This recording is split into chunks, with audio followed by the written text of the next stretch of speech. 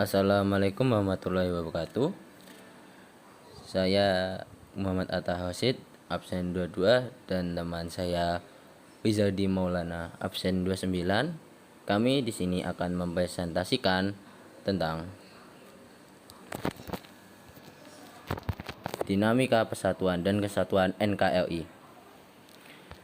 Apa itu dinamika persatuan dan kesatuan NKRI? Dinamika persatuan dan kesatuan NKRI adalah segala upaya menjaga dan mempertahankan NKRI dari hal-hal yang mengancam NKRI. Persatuan dan kesatuan Indonesia dari masa ke masa, yaitu masa revolusi kemerdekaan Indonesia 18 Agustus 1945 sampai 27 Desember 1949.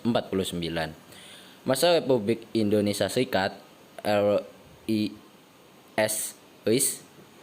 27 Desember 1949 sampai dengan 17 Agustus 1950. Masa Demokrasi Liberal 17 Agustus 1945 sampai 5 Juli 1959. Masa Orde Lama atau masa demokrasi terpimpin 5 Juli 1959 sampai 12 Maret 1967. Masa Orde Baru Indonesia 12 Maret 1967 sampai dengan 21 Mei 1998.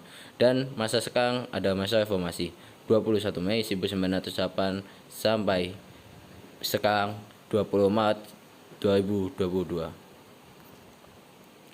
Ciri-ciri negara kesatuan antara lain: pertama, hanya terdiri satu undang-undang dasar UUD, kepala negara, Dewan Menteri, dan Dewan Perwakilan Rakyat atau DPR. Yang kedua, kedaulatan negara mencakup kedaulatan ke dalam maupun keluar yang telah ditandatangani oleh pemerintah bagian pusat. Ketiga, menganut dua sistem, yaitu sentralistik atau dari pusat dan desentralistik atau dari daerah.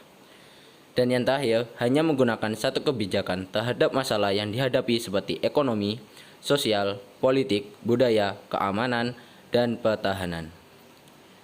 Sistem negara kesatuan mempunyai dua sistem, yaitu sentralisasi dan desentralisasi.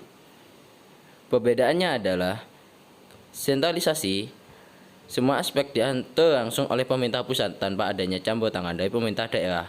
Sementara desentralisasi bermakna pemerintah daerah dapat menjalankan peraturan pemerintah pusat, namun pemerintah daerah juga berhak mengatur rumah tangga sendiri dan membuat peraturan sendiri.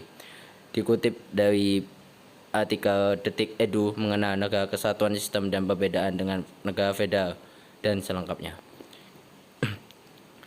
Separatisme. Apa itu separatisme? Separatisme adalah suatu paham atau gerakan yang perlu dipahami dengan baik.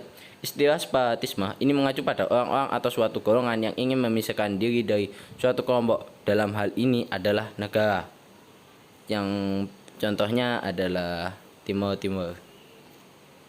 Terorisme adalah serangan terkoordinasi yang bertujuan membangkitkan perasaan teror terhadap sekelompok masyarakat dengan maksud dan tujuan tertentu.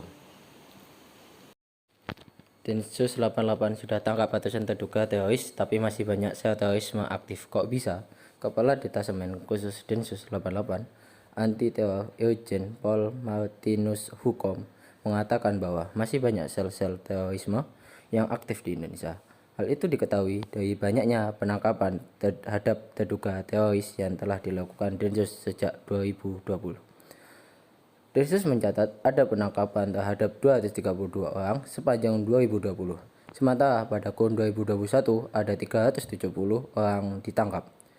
Dan pada Maret 2022, Densus sudah menangkap 56 personel anggota jaringan teroris, kata Martinus usai rapat dengan pendapat dengan Komisi 3 DPR Senin, tanggal 21 bulan 3 2022. Pencegahan ancaman dinamika persatuan dan kesatuan. 1. Senantiasa mencintai bangsa dan negara dengan berperan aktif sesuai dengan bidangnya masing-masing. 2. Mencintai produk dalam negeri. 3. Menjaga dan melestarikan lingkungan hidup. Pesan-pesan untuk masyarakat Republik Indonesia. Ingat kata-kata Bung Hatta, jatuh bangunnya negara ini sangat bergantung dari bangsa ini sendiri. Makin pudar persatuan dan kepedulian, Indonesia hanyalah sekedar nama dan gambar seuntai pulau di peta. Jangan mengharapkan bangsa lain respect terhadap bangsa ini. Bila kita sendiri gemar memperdaya sesama saudara sebangsa, merusak dan mencuri kekayaan Ibu Pertiwi. Sekian dari saya, Rizal Dimolana dan Muhammad Akhtar Ar-Rasyid. Terima kasih. Wassalamualaikum warahmatullahi wabarakatuh.